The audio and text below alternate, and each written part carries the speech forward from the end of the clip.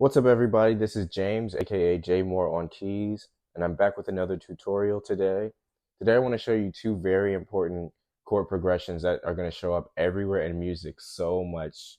In countless songs, you hear these two progressions, at least one of these two progressions, if not both. And these two are the 5-1-4 and the 7-3-6. And the cool thing about these progressions, as I'm going to show you today, is that these are both just variations on the 2-5-1, which is probably the most important chord progression in music.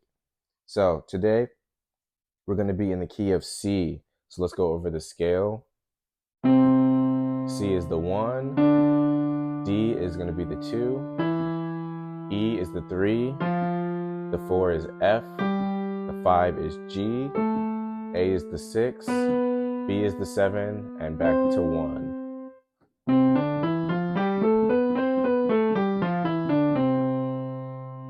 So, like I said, these are basically variations on the 2-5-1 chord progression, which I'll go over real quick. So the 2-5-1, basically, we start on the 2. The 2-5-1 is the bass notes of the progression. Whenever we call out a chord progression, usually you use the bass notes or the root notes that you would use to match up the chord. So 2-5-1, the 2 is D, the 5, 1, 2, 3, 4, 5 is G, and the 1 is C. 2, 5, 1. All right, so the chords that match that. The 2, of course, like I said, I have D in my left hand. In my right hand, I'm playing C, E, F, and A. 2, you can add the A in your left hand. So D and A. 2, 5. And the only thing that changes about this chord, besides your left hand, of course, is on G, and you're playing F. And your right hand, the only thing that changes from that chord that you're playing is this C moves down to B. So 2, 5, B, E, F, A in my right hand. And then back to the 1. I'm going to play that C major 9 right there. Of course, you could just play regular C major chord, but I want to use the 9 for this one, just to give you another option. So left hand is C and G, C, G. And my right hand is B, D, E, and G. So 2, 5, 1. And this is the progression that most musicians use to end a song or end a section of a song. If you're ending on the 1, you're probably using a 2-5-1. See if you can listen to any songs that you notice use a 2-5-1 progression. See if you can pick that out. So the first progression I want to show you guys is the 5-1-4. The 2-5-1 was just kind of a basis if you don't know it. But the first one that I want to get into is the 5-1-4 progression. So the 5-1-4, if we are in the key of C, our 5 is going to be 1, 2, 3, 4, 5. The 5 is G. The 1 is, of course, C. And the 4 is F. So G, C, F. That's the 5-1-4 bass notes. So the chords that go with it. Left hand is playing G and F. And the right hand is playing F, A, B flat, and D.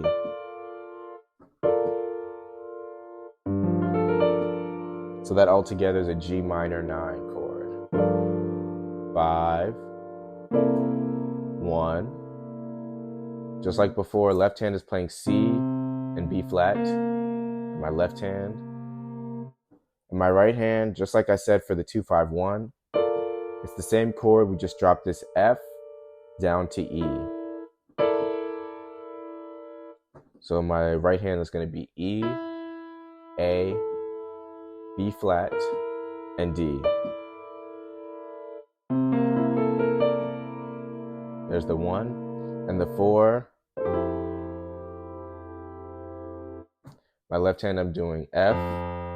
You can add the E, or you can add the F, whichever. And in my right hand, I'm playing E, G, A, and C. So altogether 5, 1, 4. It's a great way to get to the 4 chord. So why do I say this is like a variation of the 2-5-1? This is actually the same as the 2-5-1 chord, but we just have a different destination. So instead of us landing on the 1 chord with our progression, we're just landing on the 4. And I'll show you what I mean. So let's say we're in the key of F. So the 2 in F is G. The 5 is C. And the 1 is obviously F. So let's say we're on our 2 chord. 2. Same as our 5 chord from C. 5 and 1. It's the exact same as the 5-1-4. It's just different context. In one, we're in C, moving to the 4, and in another, we're in the key of F, moving to the 1. So 2-5-1s and 5-1-4s are the same chord progression. They just have different destinations that they're going to. So once you learn one, you learn the other. They're interchangeable. You just have to know where you're trying to go with it. All right, so let's take a look at the next progression. So let's look at the next chord progression. That's going to be a 7-3-6. So the 7 in C, 1, 2, 3, 4, 5, 6, 7 is B. The 3, 1, 2, 3 is E. And the 6, as we know, 1, 2, 3, 4, 5, 6 is A. 7, 3, 6. That's what the bass is doing. So let's add some chords with that. So on the 7, this is going to be the chord right here. In my left hand, I'm doing B and A. And in my right hand, I'm doing A, D, and F, which is just like basically an inverted D minor chord. So inverted D minor over B. Here's the 3 chord. In my left hand, I have E and D. And in my right hand, I have A flat, C, D, and G. And 6 is A and G in my left hand. And in my right hand, I'm playing G, B, C, and E to give me that A minor 9 right there.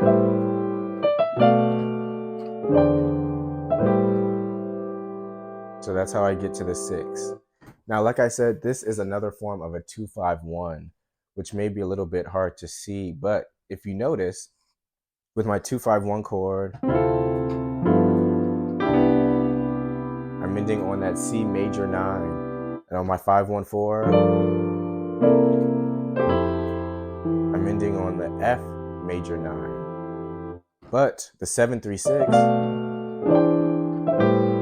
I'm ending on a minor 9 or a minor chord. And that's because the 6th scale degree is always going to be, well, not always, but usually going to be minor. More times than not, it's going to be minor. So the 7-3-6 shows you how you would do a 2-5-1 in a minor situation, in a minor key. So let me show you what I mean. Let's say we're in A minor. A, B, C, D, E, F, G, and A. Actually, I'm going to change that G to a G sharp or A flat. I think that makes it the harmonic minor because I have an A flat in my chord. I think it's the harmonic minor. Correct me if I'm wrong in the comments. But so if we look at that scale, the 2, 1, 2 is B. The 5, 1, 2, 3, 4, 5 is E. And of course the 1 is A. And those are the same bass notes if we're in C as the 7-3-6. So this would be, if we're in A minor, this would be our 2, same chord. Our 5 Same as the 3 and C and the 1. So that's a minor 2-5-1. So 7-3-6 and 2-5-1 are still the same. Again, it's just a different destination. So if you want to go to a minor chord, you want to use a 7-3-6. So let's take a look at that in a song. Let's look at both of these chords in a song real quick. So one thing I want to show you guys is an example of these two chord progressions working together in an actual song, because I feel that the best way to learn a music concept and really get it to stick in your head is to connect it with a song, something that you would actually be playing, some way that you can actually use it and practice it in context. So let me use a song. I'm going to use Never Would Have Made It, excuse me. Never Would Have Made It. So it's a simple song. It goes like 1, 7, 3, 6. Never would have. 5, 1, 4, 3, 6, 2, 3, 4, 6, 7, 1. So when we look at that song, right after we hit that 1, we're immediately into the 7-3-6. 7, 3, and 6. These are the chords that we just learned. And then right after that, we jump right into the 5-1-4. 5, 1, 4. So these chords work, these two chord progressions work really well together in sequence. Also, something else that I want you guys to notice is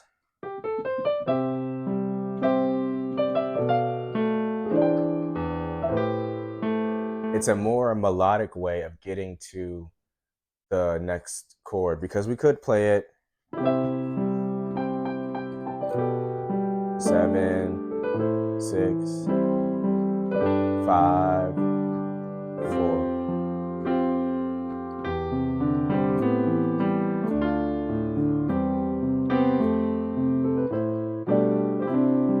So you could play just going straight down, but the 7-3-6 and 5-1-4 is a really beautiful way to kind of fill that space, create options for different melodies, and even just create some more movement in the song.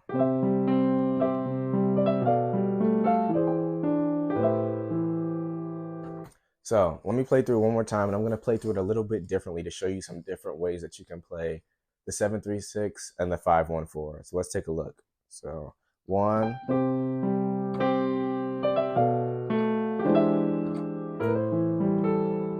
oh, I did something different on that 7-3-6, right?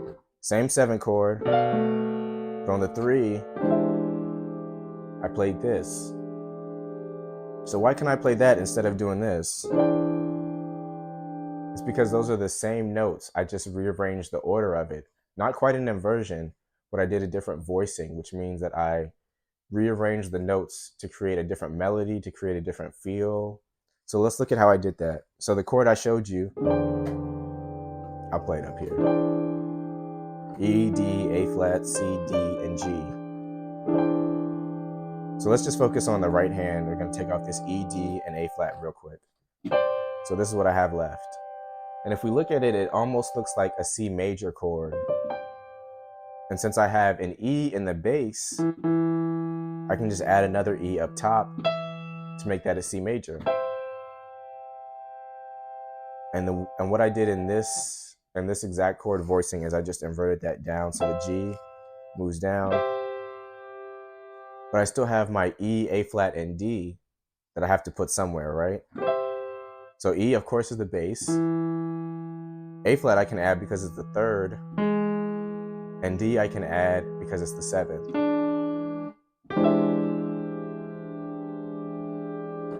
So it's the same notes. So here we have E, A flat, D, C, D again, and G. But in this one, I have E, A flat, and D. Same notes, G, C, and E. Same notes, just arranged differently. So that creates different options for melodies. And here I'm just playing a regular A minor chord. I guess a 7 because I have the G in there. Because you don't always have to do the minor 9. You could just play a regular A minor because it's still the 6. It still fits. So that's one thing that we can do different. What about the 5-1-4?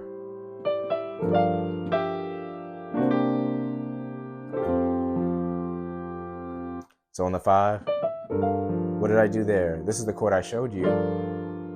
All I did was take this F at the bottom in my right hand and put it up top. Added some leading tones.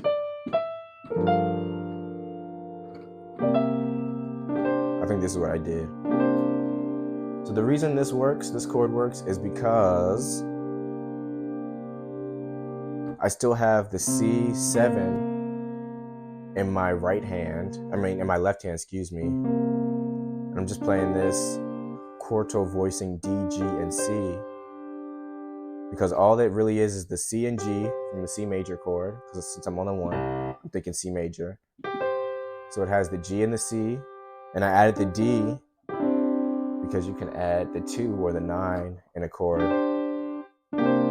So you could play that, you could play something like this. And these work because the most important notes in a chord that you need to spell out are C, not C, but the 1, the 7, and the 3. Because those give you the character of the chord. Anything else is just extra. This one doesn't have a 3 in it, but I still get the character of the chord because I have that C7 in my left hand. So you can play around with that. So instead of doing 5, 1, 4, I'm doing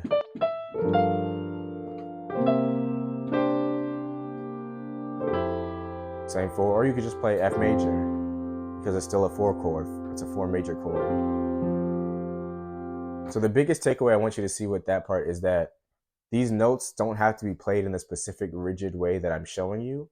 It's good for if you're just starting out, but if you want to mix it up, add some different melodies, there are tons of ways that you can spice up these chords. I might do a video showing you these different progressions and how different musicians play them so that you can hear and learn different ways to play the 5-1-4 and the 7-3-6. One more thing I want to show you before I go. So 7, 3.